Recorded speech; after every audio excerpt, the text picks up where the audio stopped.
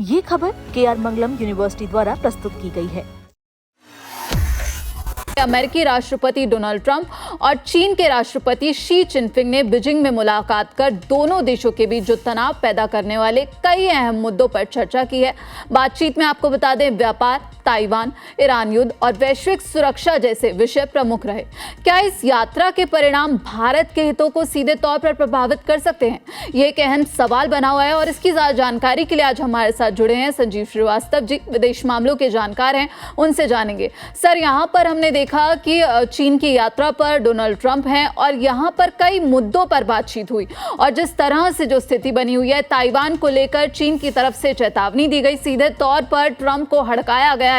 लेकिन इसी बीच क्या यहाँ पर हम देख रहे हैं, जो स्थिति बनी हुई है चीन दौरे पर डोनाल्ड ट्रंप के, उस पर भारत की भी कहा जा रहा है कि पैनी नजर बनी हुई है, वो क्यों है और यहाँ पर भारत का आखिर क्या कुछ दांव पर लगा हुआ है? सोनम जी, यूनाइटेड स्टेट्स ऑफ अमेरिका और चाइना के जो संबंध है वो एक मेजर पावर रिलेशनशिप है। वो विश्व के दो सबसे बड़ी इकोनॉमीज के, दो न्यूक्लियर पावर कंट्रीज के, दो महाशक्तियों के बीच के संबंध है। और मैं ये मानता हूँ कि राष्ट्रपति डोनाल्ड ट्रंप की जो चाइना की यात्रा है वो बेहद महत्वपूर्ण है। ये 2017 के बाद अब डोनाल्ड ट्रंप वहाँ पहुँचे हैं, चाइना पहुँचे हैं और जाहिर है कि ये एक लगभग 9 वर्षों के बाद के अंतराल पे ये यात्रा हो रही है। और इस यात्रा के दौरान दोनों ही देशों के बीच में ट्रेड, टैरिफ, टेक्नोलॉजी, ताइवान और ईरान के विषयों पर गंभीर चर्चा हुई है। और दोनों देशों के बीच के जो संबंधों के संदर्भ में ये मैं आपके दर्शकों के लिए अवश्य बताना चाहूँगा कि जो मेजर पावर्स होती हैं उनके बीच में जो इंटरेक्शंस हैं, जो डायलॉग है, वो निरंतर होते रहना चाहिए, जिसे कि स्ट्रेटजिक कम्युनिकेशन कहा जाता है। और चूंकि जो मेजर पावर्स होती हैं उनके पास उनकी जो बड़ी कैपेबिलिटीज़ हैं, जो उनकी बड़ी मिलिट्री माइट है और जो उनके पास जो शक्ति होती है, उस शक्ति को बेहतर तरीके से मैनेज करने के लिए स्ट्रेटजिक कम्युनिकेशन नितांत अनिवार्य होता है, ताकि किसी तरीके के मिस कैलकुलेशन को अवॉइड किया जा सके। जो बड़ी महाशक्तियां यदि संवाद नहीं करती हैं तो ऐसे में मिस कैलकुलेशन हो सकते हैं और ऐसे में यदि वो एक दूसरे के खिलाफ कदम उठाएंगी तो उसका जो खामियाजा है वो उन शक्तियों को तो भुगतना पड़ेगा ही, पूरे विश्व को भी भुगतना पड़ सकता है। इसी वजह से स्ट्रेटजिक कम्युनिकेशन को भी ध्यान में रखते हुए चाइना और यूएस के लीडर्स के बीच में जो बातचीत है वो रेगुलर लेवल पर होनी चाहिए। और ये दोनों ही नेता इस बात को समझते हैं और पूरा अमेरिका और चाइना का एडमिनिस्ट्रेशन भी इस बात को समझता है। उसी तरीके से मैं अवश्य यहाँ पर कहना चाहूंगा कि भारत और चाइना के बीच में भी, क्योंकि ये भारत और चाइना भी महाशक्तियां हैं और उनके बीच में भी स्ट्रेटजिक कम्युनिकेशन को लगातार बनाकर रखने की आवश्यकता है, जो कि हम लगातार करते हैं। चाहे वो चाइना के साथ कैसे भी संबंध हो, हमारे जो मिलिट्री जो लीडरशिप की और हमारे विदेश मंत्रालय स्तर की जो एंगेजमेंट्स हैं वो चाइना के साथ लगातार चलते हैं। कमांडर लेवल की टॉक्स तो WMCC लेवल की टॉक्स तो बनी रहती है। तो देखिए, स्ट्रेटजिक कम्युनिकेशन के लिहाज से भी शी जिनपिंग और राष्ट्रपति ट्रंप के बीच की जो मीटिंग है महत्वपूर्ण है। लेकिन मैं आपके दर्शकों के लिए बताना चाहूंगा कि यूनाइटेड स्टेट्स ऑफ अमेरिका और चाइना बड़े व्यापारिक साझेदार भी हैं और दोनों के बीच में टेक्नोलॉजी से रिलेटेड जो विषय हैं उसके बीच में एक निर्भरता भी है। रेयर अर्थ मटेरियल को लेकर के, जो आर्टिफिशियल इंटेलिजेंस के विषयों को लेकर के और एडवांस कंप्यूटिंग, क्वांटम कंप्यूटिंग इत्यादि की जो आवश्यकताएं हैं उसके संदर्भ में दोनों देश एक दूसरे के साथ अगर बेहतर कोलैबोरेट करें तो एक विन विन सिचुएशन की तरफ बढ़े तो वो दोनों देशों की इकोनॉमीज के लिए भी अच्छा होगा। और मेरा ऐसा मानना है कि राष्ट्रपति डोनाल्ड ट्रंप की एग्रेसिव टैरिफ पॉलिसी के बावजूद भी यूएस और चाइना इस बात की कोशिश करेंगे कि वो एक विन विन फार्मूले की तलाश करें, एक विन विन सिचुएशन में आए, ताकि उनका जो इकोनॉमिक और टेक्नोलॉजिकल कोलैबोरेशन हो एक दूसरे के साथ, वो दोनों देशों के लिए फायदेमंद साबित हो सके। जहां तक ताइवान का प्रश्न है तो देखिए, ताइवान के संदर्भ में अमेरिका कोई ज्यादा कंसेशंस चाइना को देने नहीं जा रहा है। और ताइवान के संदर्भ में हालांकि चाइना ने बड़ी स्पष्ट रूप से एक चेतावनी के लहजे में भी कहा है कि इसके विषय में आप ज्यादा इंटरवीन न करें, लेकिन मुझे नहीं लगता कि यूनाइटेड स्टेट्स ऑफ अमेरिका ऐसी किसी भी चेतावनी को ज्यादा तवज्जो देगा।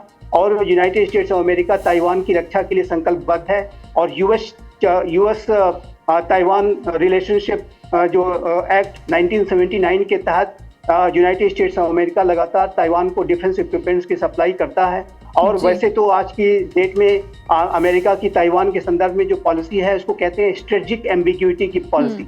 और चाइना और चाइना वन चाइना पॉलिसी में भी अमेरिका विश्वास रखता है और ताइवान को अमेरिका जो है डी ज्यूरे तरीके से रिकॉग्नाइज नहीं करता, एक डिफेक्टो स्टेटस ही है। लेकिन यदि चाइना के द्वारा ताइवान पर भविष्य में कोई खतरे पैदा किए जाएंगे तो ऐसे में अमेरिका अपनी स्ट्रेटेजिक एम्बिग्यूटी की पॉलिसी को त्याग भी सकता है, वन चाइना पॉलिसी को रिव्यू भी कर सकता है और वो ताइवान को पूरी तरह से रिकॉग्नाइज करने की तरफ भी आगे बढ़ सकता है। लेकिन अभी मैं मानता हूं कि अमेरिका ताइवान के विषय पर कोई ज्यादा एग्रेशन नहीं दिखाएगा, प्रोवाइडेड कि चाइना भी सर यहाँ पर आपसे एक सवाल भी लेना चाहूंगी मैं। जिस तरह से हम देख रहे हैं जो तनाव है वो बना हुआ है, तो क्या ईरान युद्ध का जो रास्ता है वो इस मीटिंग से निकल गया है? और यहाँ पर क्योंकि चीन की तरफ से एक बड़ा ऐलान भी किया गया था, चीन ने सीधे तौर पर यह कहा था कि चीन के दरवाजे जो हैं अमेरिकी व्यवसायों के लिए और अधिक खुलेंगे, तो क्या इसका भारत पर कोई असर देखने को मिल सकता है? क्या भारत के लिए कोई चिंता की बात है इसमें? देखिए, मैं जहां तक आपने ईरान का जो प्रश्न पूछा है, मैं मानता हूं कि स्टेट ऑफ हॉर्मुज के नॉर्मलाइजेशन के लिए चाइना की भूमिका महत्वपूर्ण होगी। जैसा मैंने पहले भी डिस्कस किया कि चाइना के प्रभाव चाइना अपने प्रभाव का अगर ठीक तरीके से इस्तेमाल करता है तो वो जरूर स्टेट ऑफ हॉर्मुज के नॉर्मलाइजेशन की दिशा में प्रगति हो सकती है। और मेरा ऐसा मानना है कि चाइना चूंकि हैवीली डिपेंडेंट है, इसलिए वो जरूर इस बात की कोशिश करेगा कि स्टेट ऑफ हॉर्मुज में जो डिस्ट्रप्शंस हैं वो समाप्त किए जाएं, ब्लॉकेज समाप्त किया जाए। लेकिन जो आप जाहिर है कि इस यात्रा पर भारत की भी बहुत पैनी नज़र है। भारत भी इस बात को जानता है कि ये जो रिलेशनशिप है वो एक मेजर पावर रिलेशनशिप है। लेकिन जहाँ तक भारत का प्रश्न है, भारत के चाहे वो यूनाइटेड स्टेट्स ऑफ अमेरिका हो चाहे वो चाइना हो, उनके साथ अपने स्वयं के जो संबंध हैं और भारत की दोनों ही राष्ट्रों के साथ अपने एंगेजमेंट्स हैं। अमेरिका के साथ तो हमारी एक क्लोज स्ट्रेटेजिक पार्टनरशिप है जिसको हम कहते हैं कम्प्रिहेंसिव ग्लोबल स्ट्रेटेजिक पार्टनरशिप, और चाइना के साथ भी हमारे अपने स्वतंत्र लेवल के संबंध हैं। तो भारत जरूर इस बात को वॉच कर रहा है कि क्या डेवलपमेंट्स होते हैं। लेकिन भारत इस बात को अच्छी तरह से जानता है कि जो यूनाइटेड स्टेट्स ऑफ अमेरिका और चाइना के बीच में जो एंगेजमेंट्स तो जरूर हो रहे हैं, लेकिन उसकी एक ग्राउंड रियलिटी ये भी है कि चाइना एक अथॉरिटेरियन राष्ट्र है जबकि यूनाइटेड स्टेट्स ऑफ अमेरिका एक डेमोक्रेसी है। और दोनों देशों के बीच में एक अगर कोऑपरेशन वर्तमान समय में जरूर वो सीख करने की कोशिश कर रहे हैं, लेकिन एक कंटेस्टेशन, एक कंपटीशन, एक rivalry United states of America और चाइना के संबंधों में रही है और आगे भी वो रहेगी। और मैं ऐसा मानता हूं कि चाइना की जो एक विस्तारवादी, उपनिवेशवादी, आधिपत्यवादी और अवसरवादी जो मंशाएं हैं वो अमेरिका उसके ऊपर बहुत क्लोज वॉच रखता है और उसको इग्नोर नहीं किया जा सकता। और चाहे वो इंडो पैसिफिक रीजन में चाइना जो डोमिनेट करने की कोशिश करता है, पूरे साउथ चाइना सी के 90% भाग पर एकाधिकार का दावा करता है, जापान के सेंकाकू आइलैंड्स पर वो कुदृष्टि रखता है और साथ ही साथ भारत के क्षेत्रों पर भी वो कुदृष्टि रखता है। तो ऐसे में जो और अपने जो बेल्ट एंड रोड इनिशिएटिव का जो औपनिवेशिक प्लान है उसके माध्यम से तो चाइना पूरे विश्व में एक आर्थिक साम्राज्यवाद भी करना चाहता है। और चाइना का जो स्टेटस गोल है कि 2049 तक वो अमेरिका को पीछे छोड़ करके विश्व की नंबर 1 शक्ति बन जाए। तो ऐसे में अमेरिका इस तरह की ग्राउंड रियलिटीज को इग्नोर नहीं कर सकता। अमेरिका कोशिश जरूर करेगा कि जहां तक संभव हो वो चाइना के साथ कोलैबोरेट करे, लेकिन इन संबंधों का जो भविष्य है उसमें कंपटीशन भी होगा, कंटेस्टेशन भी होगा, राइवलरी भी होगी और साथ ही साथ अनेक मुद्दों पर दोनों राष्ट्र कोलैबोरेट करने की भी कोशिश करेंगे, कोऑपरेशन को भी करने की कोशिश करेंगे। लेकिन अंत में फिर से इस बात को एम्फसाइज करूंगा कि सारे रियलिटीज के बावजूद भी strategic communication United states of America और चाइना में बने रहना चाहिए, या कोई भी जो मेजर पावर्स हैं, भारत और चाइना हो, अन्य मेजर पावर्स हों, उनके बीच में भी स्ट्रेटेजिक कम्युनिकेशन को बना के रखने की भी नितांत आवश्यकता है, ताकि कोई मिसकैलकुलेशन ना हो, कोई ऐसी स्थितियां ना पैदा हो जाएं कि जो कि अनकंट्रोलेबल हो जाएं और वो जो है विश्व के जो व्यवस्था को डिस्टर्ब करने का कार्य करें। बिल्कुल, बहुत बहुत शुक्रिया सर आपका इस पूरी जानकारी के लिए। तो आपको बता दें कि यहाँ पर ट्रंप के चीन दौरे से जो खबरें निकलकर सामने आई हैं उसमें हॉर्मुज पर बातचीत हुई है और कई मुद्दों पर बातचीत हुई है। जो ट्रेड वॉर हम देख रहे हैं चीन और अमेरिका के बीच चल रही है उस पर भी कई खबरें निकलकर सामने आई। लेकिन इसी बीच एक सवाल है जो बना हुआ है कि क्या हॉर्मुज को खोलने का रास्ता अब ट्रंप और जिनपिंग की बातचीत से निकल गया है? खैर ये तो आने वाला वक्त ही बताएगा।